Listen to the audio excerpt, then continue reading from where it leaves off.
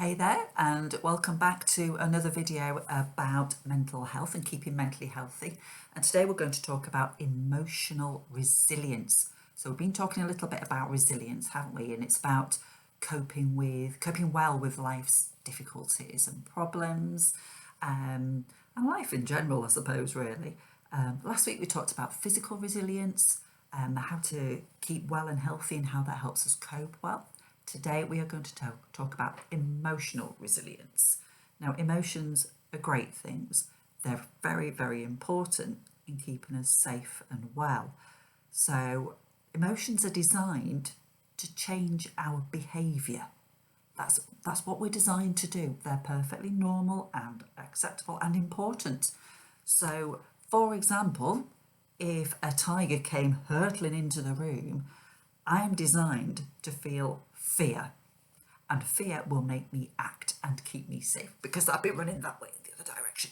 Okay, so emotions are important. It's important to remember that too. We're designed to have emotions, and it's designed to change our behaviour. Okay, let me see. So now, to help you, some of you might have seen the film Inside Out. It is such a brilliant film and just explains things so well. But what we might remember from Inside Out is that we've got kind of our basic emotions, haven't we? We've got joy and sadness and anger and fear and disgust, like me with sprouts, disgust.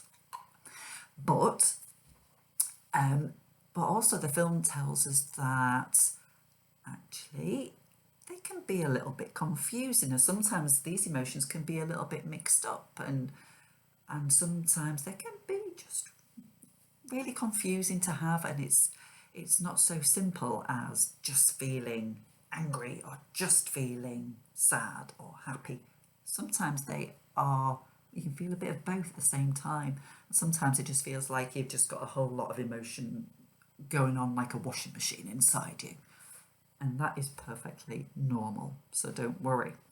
Okay, so what I want to show you now is something called the behaviour iceberg, and this is going to help you understand a little bit about what goes on. Now, if you remember the main character in Inside Out, those emotions that she was feeling often changed how she behaved, if you remember. So let me show you. Now, those of you who know anything about icebergs will know, can you see there, that there's a little bit on top, but look at all this going on underneath. You only see the little tip going on.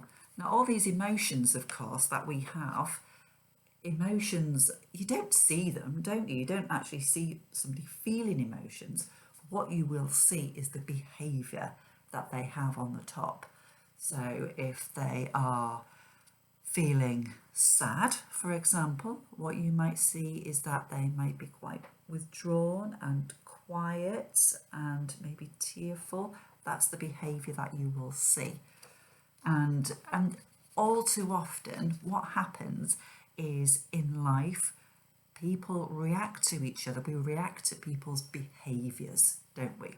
So if you have snapped at a friend, your friends often snap back at you, haven't they? And you've had a bit of an argy-bargy. Well, what might be happening is that you or your friend might be feeling a whole lot of stuff underneath. You maybe just had a bit of an argument at home, or you might just not have had enough sleep, or there might be an awful lot of stuff going on here, or that somebody in your family might be poorly and you're worried about them. And what comes out is behaviours. So it's important, I think, that we know that this is going on, because that might help us perhaps be a little bit more understanding and perhaps a little bit kinder to each other and to ourselves. Because yes, we might be feeling a bit grouchy and snappy, but actually there's going to be a whole lot going on underneath that we're really feeling churned up about. Okay, right. Now let's see. Emotional resilience is about learning how to manage those behaviours in a better way, in a more healthy way, in a more positive way. Okay, so now there's lots of things we can do about that. So I've got a huge list here Okay, let's have a look. So the first thing, and I find this incredibly helpful, is talking it out.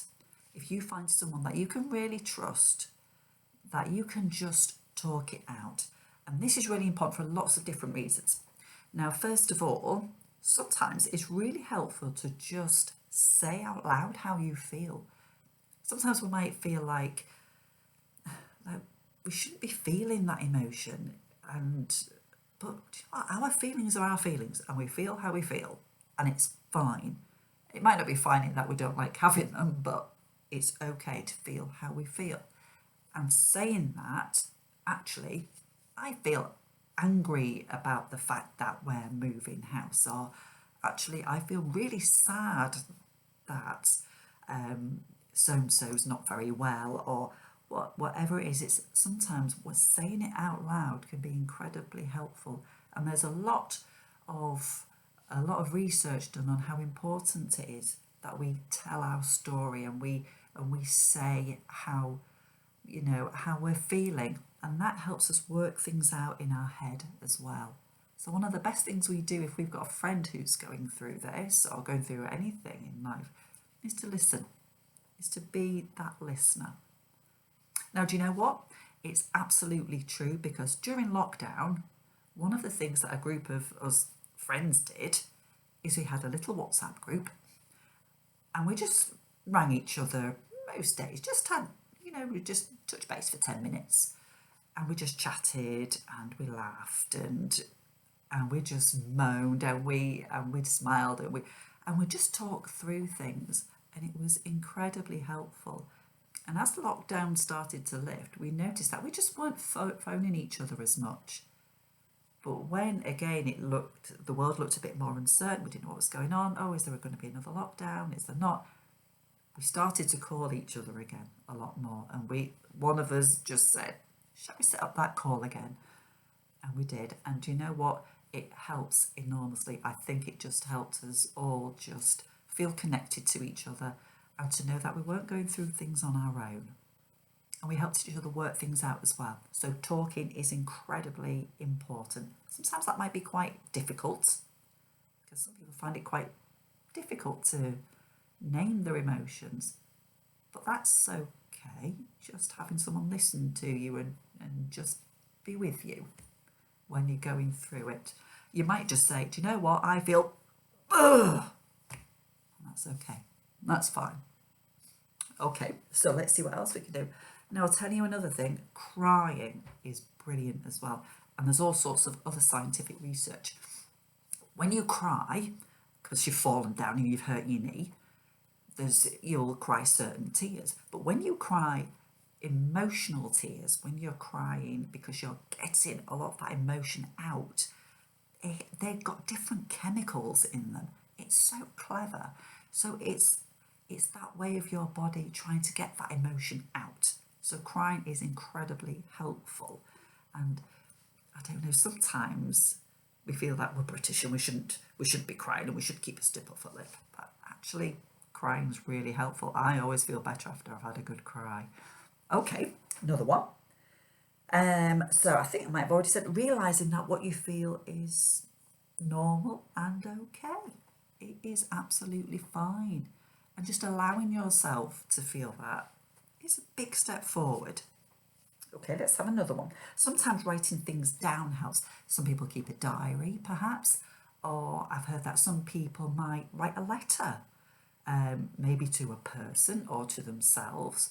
And it's just a way of getting all that feeling out and working it out as well, and what's called processing it in your head, getting your head to catch up with how your feelings are almost, because you might just feel a bit ugh. Actually talking it through and writing it down helps you work out how you feel and helps you cope with it better. You may send that letter, you may never send that letter, you might scrunch it up and put it in the bin, but it's another helpful way of dealing with those emotions. Okay, let's see. Now then, last week we talked about all those self-care things. Do you remember? Going around kicking a ball about, maybe some going dancing for me at Zumba, or going in the garden, getting a walk, all of those things. those self-care things will help enormously. Okay, let's see what else we've got. Oh, do you know what as well? Avoiding negativity. That's really important. Now, I remember in those first few days of lockdown, the news was just so full of bad news and it was just really hard to cope with. So what I tended to do is just take myself away from it quite a bit, and I'd maybe just restrict myself to watching the news maybe once a day because it was just too much.